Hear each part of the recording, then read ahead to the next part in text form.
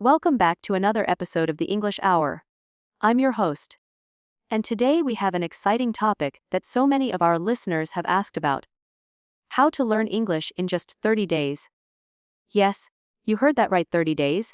Jacob is here with me today to dive deep into how you can maximize your learning potential in just 1 month. Welcome, Jacob. Hey, I'm really excited to be here and talk about something I'm passionate about. Learning English in 30 days is definitely an ambitious goal. But with the right strategy and mindset, it's absolutely possible to make huge progress in that time. That's awesome to hear, Jacob. So, let's kick it off right away. For those of us who are starting from scratch, what's the first thing we should focus on if we want to make rapid progress in 30 days? great question. The first thing you need to do is set clear goals. Think about why you want to learn English. Do you want to be able to hold a conversation, pass an exam, or maybe travel? Your goals will help you stay focused and motivated.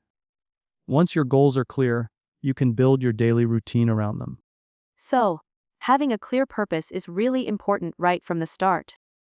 But I'm curious, what does a daily routine look like when you're aiming to learn English quickly? Should you spend hours a day, or is it more about consistency? Excellent point. It's not just about the hours, it's about consistency. You don't need to study for 10 hours a day to see progress. I'd recommend spending about 2 to 3 hours a day, but split it into manageable chunks. For example, you could spend 30 minutes on vocabulary, 30 minutes on listening practice, 30 minutes on speaking, and the rest on reading or grammar. The key is to practice every day without burnout. That makes sense. Keeping it balanced and consistent is key. Let's break that down a bit. You mentioned vocabulary. How can someone effectively build their vocabulary in a short time? Building vocabulary is essential, and there are a few methods that work really well for rapid learning. First, I'd suggest learning words that are most commonly used in everyday conversations. Focus on practical vocabulary like greetings, numbers, food, directions, and travel-related words. You can use flashcards, apps like Anki or Quizlet, or even sticky notes on things around your home to remind you of new words. I love the sticky notes idea. That's such a fun way to immerse yourself in the language. What about listening? I imagine listening to English every day is super important for comprehension. How can someone improve their listening skills quickly? Absolutely, listening is crucial. One of the best ways to improve quickly is to surround yourself with English as much as possible. I recommend listening to English podcasts, audiobooks, and even watching TV shows or movies in English. Start with subtitles, but try to reduce your dependence on them over time. Pick something that interests you, whether it's news, stories, or comedy, and listen every day. The more you hear the language, the more your brain will start recognizing patterns and familiar sounds. That's so true. I've noticed that when I listen to something I really enjoy, I tend to pick up words and phrases faster. What about speaking? It can be intimidating to speak in a new language, especially when you're just starting out. How can someone get over that fear and start speaking in English? Yeah, speaking is often the toughest part for a lot of learners. But the truth is, you won't get better if you don't practice speaking. My advice is to start small. Try speaking to yourself in English about everyday things. For example, narrate your actions. I'm making coffee. I'm walking to the store. Once you're comfortable doing that, try speaking with a language partner or a tutor. There are apps and websites like HelloTalk or Tandem where you can connect with native speakers or other learners. The more you speak, the more confident you'll become. Speaking to yourself is such a great idea. It makes it feel less intimidating. And connecting with a native speaker for conversations seems like a great way to practice. Do you think it's important to get feedback from a native speaker, especially when you're just starting out? Definitely, feedback is incredibly valuable. It helps you identify mistakes and refine your pronunciation.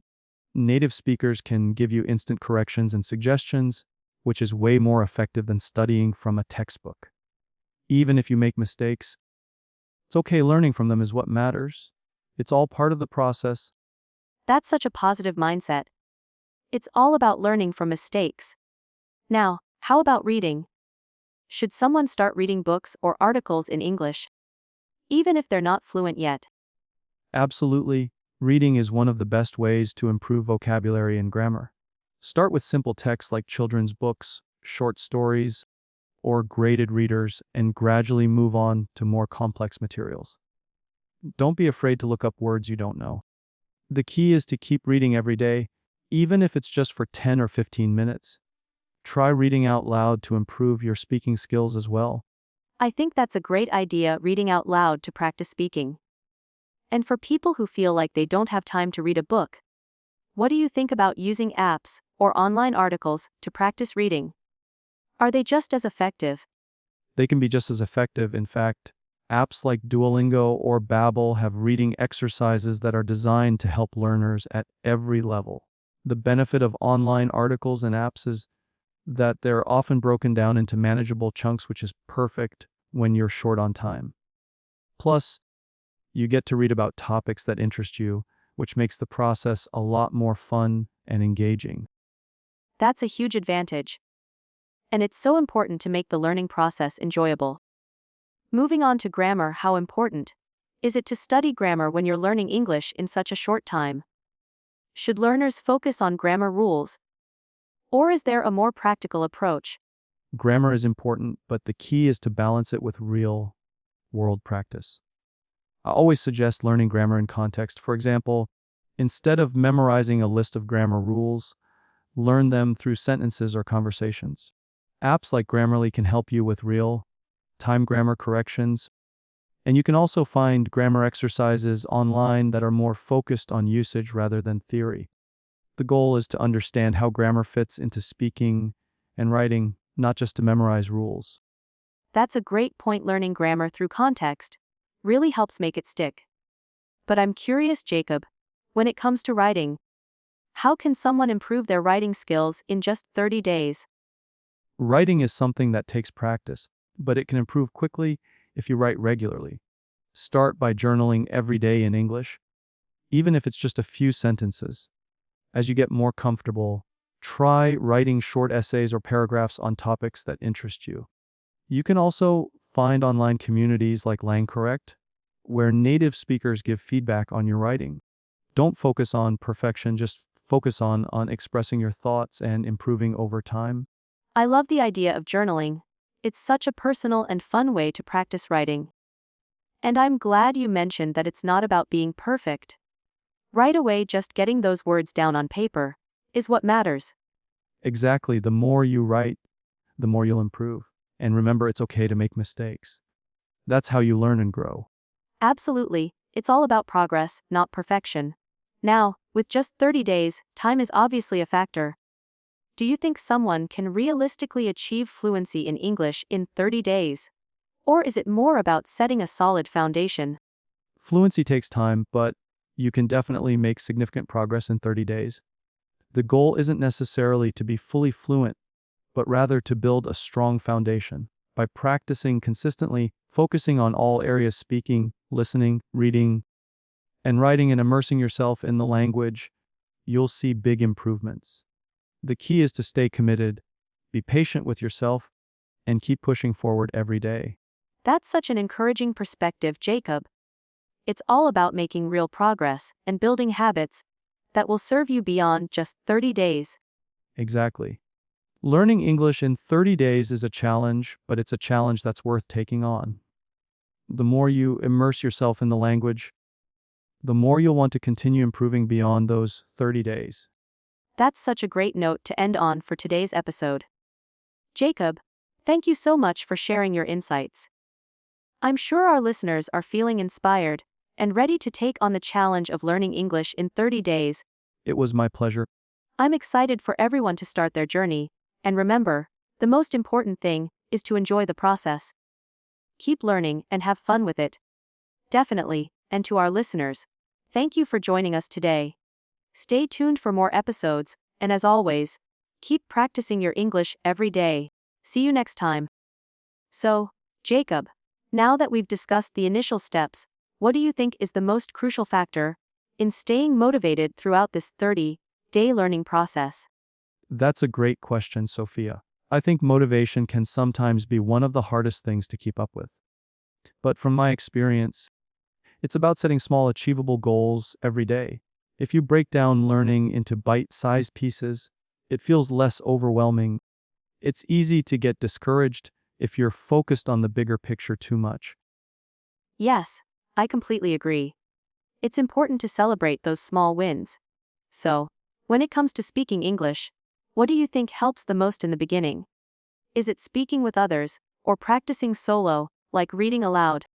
I think both have their place, but honestly, in the beginning, reading aloud can be extremely helpful. It helps with pronunciation and can also help you get used to the rhythm of the language. But speaking with others, even if it's just practicing with a friend or language partner, is invaluable. The more you speak, the more comfortable you get. Absolutely. And I imagine that fear of making mistakes is something many people face when trying to speak. How can someone overcome that fear? Oh, definitely. Fear of making mistakes is a big barrier. But here's the thing, everyone makes mistakes, even native speakers. The key is to stop worrying about being perfect. Mistakes are just part of the learning process, and they help you grow. A good way to overcome that fear is to practice in a safe, supportive environment like with a language partner or a teacher who is encouraging. Such a great point. Now, let's talk about something fun. How do you incorporate language learning into your daily life in a way that doesn't feel like you're forcing it? That's a fantastic question. I personally try to make it as fun as possible. I watch TV shows or movies in English, but I add subtitles in English too. That way, I'm not just passively watching, but also actively reading and listening at the same time. I also listen to music, podcasts, and audiobooks in English, things that I'm actually interested in. It doesn't feel like studying if you're enjoying the content. That's a great strategy. I love the idea of making language learning feel like a natural part of your day. Now, let's say someone is about a week into their 30-day challenge. What should they focus on to ensure progress? At the 1 week mark, I'd recommend doubling down on listening and speaking. By this time, you should have a basic foundation. So now it's time to really start practicing listening for context. Don't worry if you don't understand everything. Just try to get the gist of what's being said. And then, speaking every day, even if it's just a short conversation, is critical.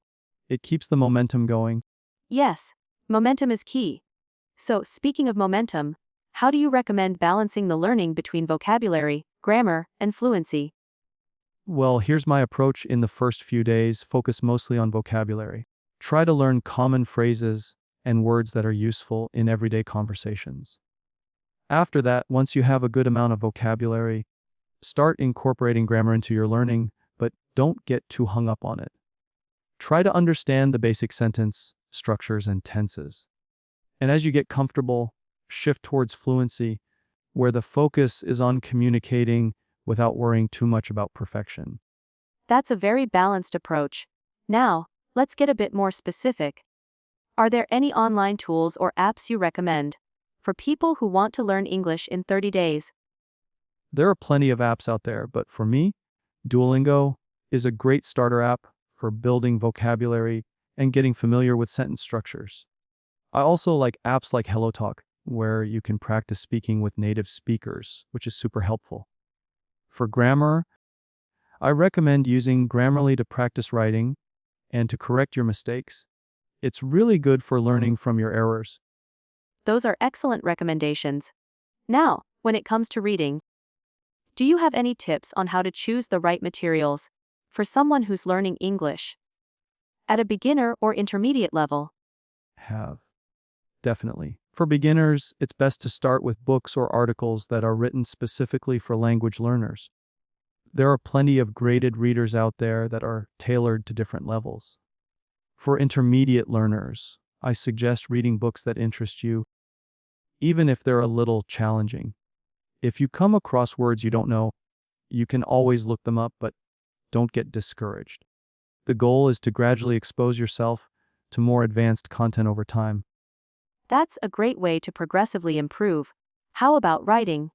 Do you think writing is an important skill to focus on in the first 30 days?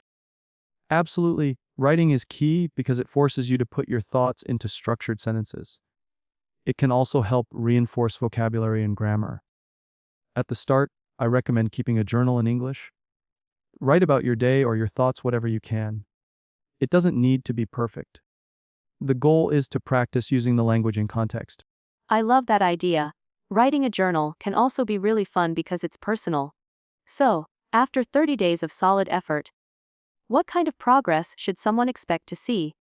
After 30 days, you should definitely feel more confident in basic conversations. You might not be fluent yet, but you should be able to handle simple discussions, understand a lot of what's being said, and express yourself clearly. You'll likely be able to understand common phrases, ask questions, and give responses without too much hesitation. And I think the most important part is that you'll start to enjoy the process more. It'll no longer feel like a chore. It'll be a part of your life. Exactly. And as you continue, the process only gets easier. You'll build on the foundation you've created and start speaking more fluently with time. So, with all these tips and strategies, what's your final piece of advice for someone starting this 30-day journey? I would say don't be too hard on yourself. Remember that consistency is key. You're not going to become fluent in 30 days, but you will make noticeable progress. Celebrate every little achievement and keep going, even when it feels difficult. Learning a language is a marathon, not a sprint. That's fantastic advice. Jacob, I think that's a perfect note to end on. Jacob, I love what you said about celebrating small wins. I think that's something a lot of people forget about. So, let's talk more about the mental side of language learning.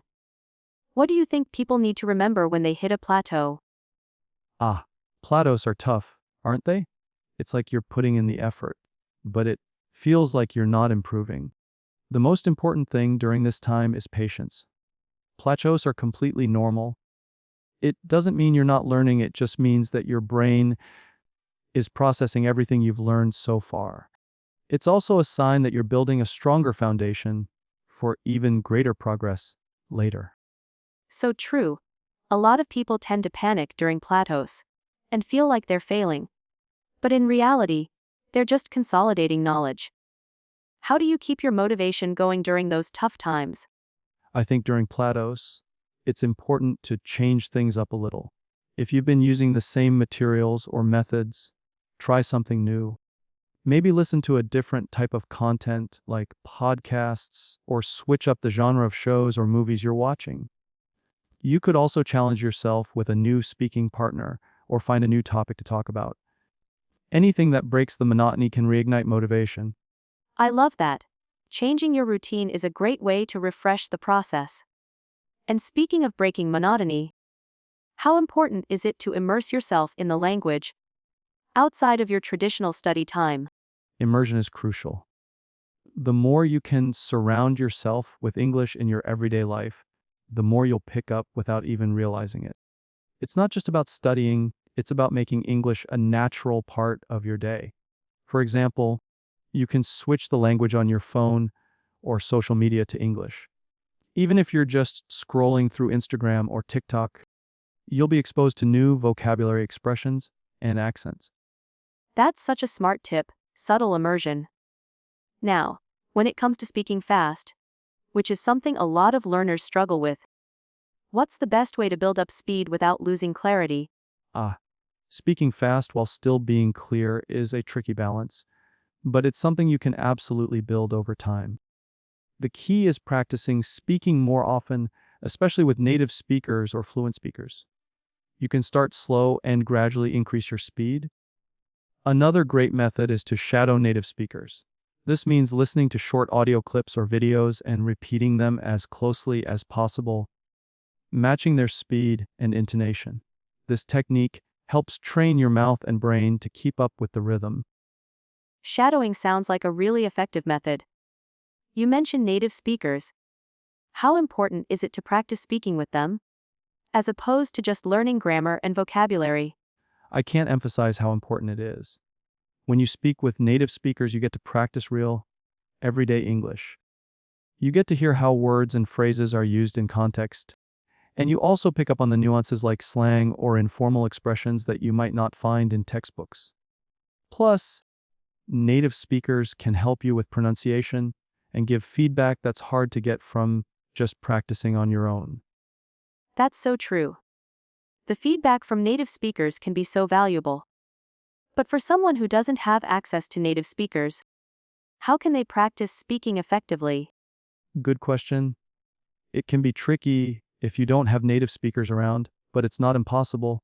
There are online platforms like Italki or Priply where you can connect with native speakers for affordable one-on-one lessons. If that's not an option, you can try speaking to yourself, talk about your day, or narrate things you're doing. It might feel a little weird at first, but it's still very effective. That's a fantastic suggestion. Speaking to yourself is actually a great way to practice fluency. How important do you think listening comprehension is in speaking well? Listening comprehension is huge. The better your comprehension, the better you'll be at speaking. When you understand the flow of the conversation, it becomes easier to respond quickly and appropriately. Without listening, you won't know what people are saying, which makes it hard to reply, right? So, listening goes hand in hand with speaking. You can't be fluent in speaking if you're not understanding what's being said. Absolutely, it's all interconnected. So, for those who struggle with understanding native speakers because of accents, do you have any tips? Oh, yes. Accents can definitely be a challenge, especially when you're just starting out. One thing I'd recommend is to expose yourself to different types of English American, British, Australian, and so on. This way, you'll get used to the variety of sounds and speech patterns. Also, don't be afraid to ask people to slow down or repeat what they said. It's perfectly okay to do that while you're learning. That's great advice. And let's talk about building vocabulary. Some people say that vocabulary is the key to fluency. Do you agree? I do agree. The more words you know, the more you can express yourself. But it's not just about learning random words. It's about learning phrases and expressions that are used in everyday conversation. Don't just memorize words in isolation, learn how they're used in context, and try to use them in your own speaking and writing. Definitely, contextual learning makes everything stick better. So, for learners who are stuck on grammar rules, what's your advice on how to balance grammar learning with actual communication practice? Grammar is important, but I think it's often overemphasized in the early stages. My advice is to focus on communication first. Get your ideas across, even if you make mistakes with grammar. Once you're more comfortable speaking, then you can start honing your grammar. Don't let the fear of incorrect grammar stop you from speaking. I completely agree. Focusing on communication, rather than perfection, makes such a difference in building confidence. Exactly. And remember, language is a tool for connection, not perfection. It's more important to be understood than to be flawless. That's a great mindset to have. I think we've covered so much today. We've talked about how to learn English fast, how to build fluency, and how to stay motivated. What do you think is the most important takeaway for someone who's embarking on this 30-day challenge? I think the most important takeaway is that consistency is your best friend. Even if you can only practice for 30 minutes a day, it's the regular practice that will make the biggest difference. And don't forget to enjoy the process. Wonderful advice, Jacob. Thank you so much for joining me today and sharing all these insights. I'm sure our listeners are going to find these tips so valuable. One thing that's really important that we haven't fully touched on yet is the role of motivation in staying consistent. How do you keep yourself motivated, especially when you hit a wall? Motivation can be tricky, right? Some days you're all in and other days it feels like a drag. What's helped me is setting small, achievable goals, whether it's learning 5 new words a day or having a 10-minute conversation in English. When you achieve those goals, it gives you a sense of accomplishment, and that momentum builds. I also like to remind myself of why I started. Having a strong reason for learning English, whether it's for career advancement, travel, or personal growth, can be a powerful motivator. I love that having a clear reason really helps keep you on track. For learners who may not have a specific goal yet, how can they find their why? That's a great question. If they're unsure, I'd say explore the many opportunities English opens up. Whether it's watching movies without subtitles, reading your favorite books in their original language, or making new friends from around the world, these experiences can help you find your personal connection to English. It's about realizing how the language can enrich your life. Exactly. When you start seeing the tangible benefits of your hard work, that's when the learning process becomes much more enjoyable. And it doesn't just stop with English. Learning any new language opens doors to new cultures, perspectives, and experiences. Absolutely. That cultural aspect is often overlooked. Language isn't just a tool, it's a bridge to understanding the world. When you're fluent in a language, you get to see the world through the eyes of the people who speak it. And that can change how you view things. I love that. So, for anyone who's thinking about learning English, but feels overwhelmed by the idea of it, what would you say to them? First off, I'd tell them that they're not alone. It's completely normal to feel overwhelmed. But the key is to take it one step at a time. Don't try to learn everything at once. Break it down into manageable pieces: vocabulary one day, grammar another, speaking practice the next. And remember, language learning is a marathon, not a sprint. That's such a great perspective. You don't have to do it all at once. Small steps will eventually lead to big progress. And I think people need to be kind to themselves along the way. It's okay to make mistakes. Absolutely, making mistakes is part of the process. Every time you make a mistake, you learn something new. I always say if you're not making mistakes, you're not pushing yourself enough. That's such a powerful mindset. Embracing mistakes as part of the learning process is key.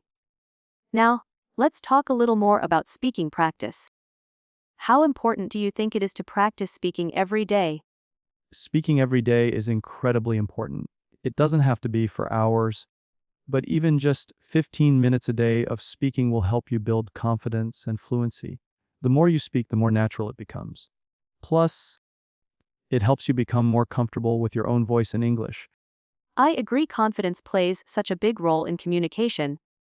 Some learners tend to shy away from speaking because they're scared of making mistakes. But that's where real improvement happens, right? Exactly. The more you practice speaking, the easier it gets. And you're right, confidence is key. The more comfortable you are with speaking, the less you'll worry about making mistakes. People are usually so focused on how they sound, but the reality is that everyone makes mistakes. The key is to keep going and not let those mistakes hold you back. That's so encouraging. And I think it's important to highlight that speaking practice isn't just about talking. It's about active listening as well. You have to understand what the other person is saying in order to respond effectively. Absolutely. Listening is just as important as speaking. When you listen carefully, you pick up on things like sentence structure, pronunciation, and vocabulary. It helps you get a sense of how native speakers communicate in different situations, which you can then mirror in your own speech. Yes, and when you actively listen, it makes conversations flow much more naturally. It's like a dance, you need to understand the rhythm before you can contribute to the beat. So, let's say someone's been practicing for a few weeks. They're starting to get a bit more comfortable, but they still struggle with more complex sentences. What advice would you give them to get to the next level? Great question. At that stage, I'd recommend focusing on sentence patterns. Instead of memorizing individual words, try to learn sentence structures that you can use in different contexts. For example, instead of memorizing, I am going to the store, you can learn, I am going to home place, and then apply that structure to other situations. This way, you'll have a broader toolkit for forming sentences without needing to memorize everything. I love that idea. Learning structures rather than isolated words really helps with versatility. And with that, learners can start stringing together more complex thoughts without feeling restricted by vocabulary. Exactly. Once you have a few sentence patterns in your toolkit, you can start playing with them, changing out words to fit different scenarios. It allows you to express yourself more fluidly without getting stuck. That's brilliant. So, for learners who are still unsure about how to start this process of sentence building, do you have a practical exercise they can try? Sure, a good exercise is to start with a simple sentence like, I like she something. Then, try to come up with 10 different variations of that sentence, replacing the object. I like music. I like traveling. I like reading. By doing this, you're practicing not only vocabulary, but also sentence construction. That's an easy but effective exercise. It's a great way to build flexibility in your speaking. And I think it's important for learners to understand that fluency doesn't mean knowing every word in the dictionary. It means being able to communicate effectively and adapt to different situations. 100%. Fluency is about being able to navigate conversations smoothly, even if you don't know every word. It's the ability to think on your feet and use the language to express yourself clearly. That's what really matters at the end of the day. Yes, that's the essence of it. And I think that brings us to the final point: learning English is a journey. There's no destination where you suddenly become fluent. It's about continuous improvement and enjoying the process. Exactly. Fluency isn't a fixed point, it's a continuous process. There's always something new to learn. The key is to keep moving forward and not get discouraged by the bumps along the way. Well said. And that's a wonderful note to end on. I hope everyone listening feels inspired and ready to dive deeper into their English learning journey. Thank you so much, Jacob, for joining me today. So, Jacob, we've talked a lot about speaking and confidence, but let's dive a little deeper into reading. How much should learners focus on reading as part of their English learning? Reading is absolutely essential, especially for building vocabulary and improving comprehension. When you read, you expose yourself to the language in context, which is super valuable. You see how words are used in different sentences, and you get to experience grammar in action, which can help reinforce everything you've learned. Reading also gives you exposure to different writing styles, which is important because in real life, you're going to encounter all kinds of English, from formal writing to casual conversations. That's a great point. And speaking of reading, for someone who's just starting out, what kinds of books, articles, or resources would you recommend to get them started? For beginners, I always recommend starting with graded readers. These are books that have been specially written for English learners and are broken down into different levels. They can help build confidence and gradually introduce new vocabulary without feeling overwhelming. After that, once you feel more comfortable, you can start reading simple news articles or short stories. Websites like BBC Learning English have great resources. Also, I think it's important to read about topics that interest you. If you're reading something you enjoy, it won't feel like a chore. That's so true. If you enjoy what you're reading, it makes the whole learning process more fun and less stressful. I know some learners get discouraged when they pick up a book, and it feels too hard. How can they deal with that? It's completely normal to feel that way. The key is to not be discouraged. If a book is too difficult, don't be afraid to put it down and try something easier. You can also try reading books that are familiar to you in your native language first, and then find the English version. That way, you already know the storyline, so even if you don't understand every word, you can still follow along. That's a great strategy. And I think learners sometimes forget that reading doesn't have to be about understanding every single word. The goal is to get the general idea and context. If you don't know a word, try to guess its meaning from the context. And if that doesn't work, look it up later. Exactly. You don't need to understand every single word, and honestly, it's not even realistic. The goal is comprehension, not perfection. The more you expose yourself to the language, the better you'll become at picking up meanings from context.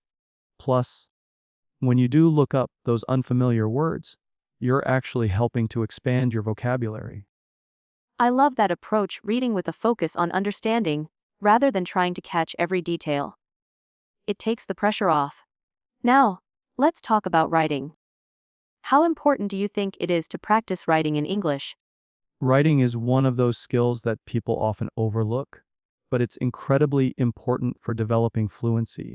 Writing helps you solidify your thoughts in English, and it gives you the chance to practice grammar and sentence structure in a more controlled way. It's also an excellent way to track your progress. When you look back at something you wrote a few weeks ago, you can see how much you've improved. I agree, and writing doesn't have to be formal or for academic purposes, right? You can start with something simple, like keeping a journal or writing short messages to friends. How do you suggest someone incorporate writing into their daily routine? Start small. Keep a daily journal in English. Write about your day, your thoughts, or even what you're learning. The key is to make it a habit. If journaling feels too intimidating, you can write short stories, blog posts, or even simple text messages in English.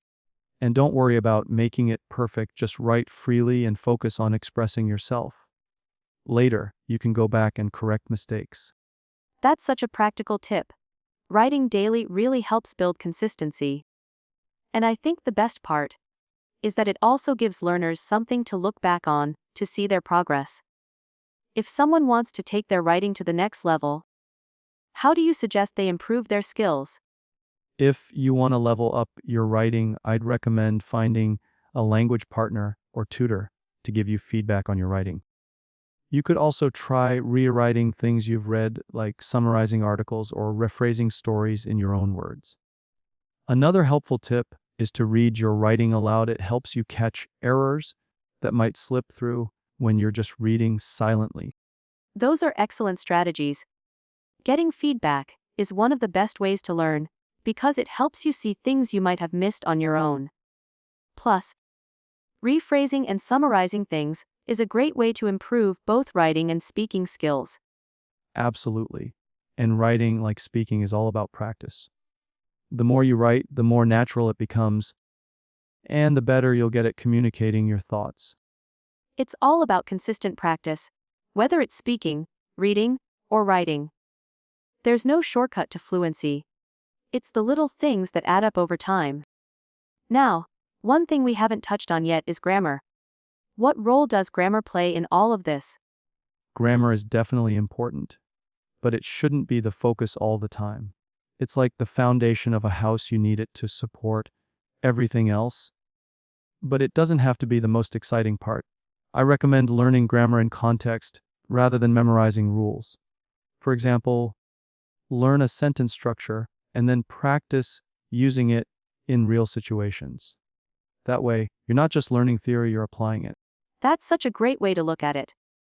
Grammar can seem intimidating when you focus on rules, but when you see it in action, it becomes much easier to understand. So, for someone who's trying to improve their grammar, what would be the best approach? I'd say focus on one thing at a time. Maybe start with basic sentence structures, then move on to verb tenses. Don't try to learn everything at once. Take it slow and practice what you've learned. Also, reading and listening will help reinforce grammar rules naturally. You'll start noticing patterns in the language. Yes, grammar is like the invisible thread that ties everything together, right? Once you get comfortable with it, it becomes second nature. Now, we're almost out of time, but before we finish up, do you have any final tips for learners who want to make the most out of their 30-day challenge to improve their English? My final tip would be to enjoy the journey. It's easy to get frustrated, but remember that every small step counts. Celebrate your progress, no matter how small it seems. And stay consistent. Daily practice, even for just 10 or 15 minutes, will yield results over time. Don't rush at language. Learning is a marathon, not a sprint. I love that. Enjoying the process and celebrating every victory, no matter how small, really helps keep the momentum going. Thanks so much for these amazing insights.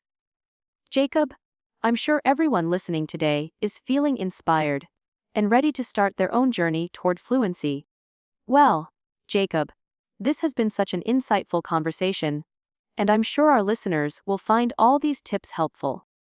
You've really broken down how to improve every aspect of English in a manageable way.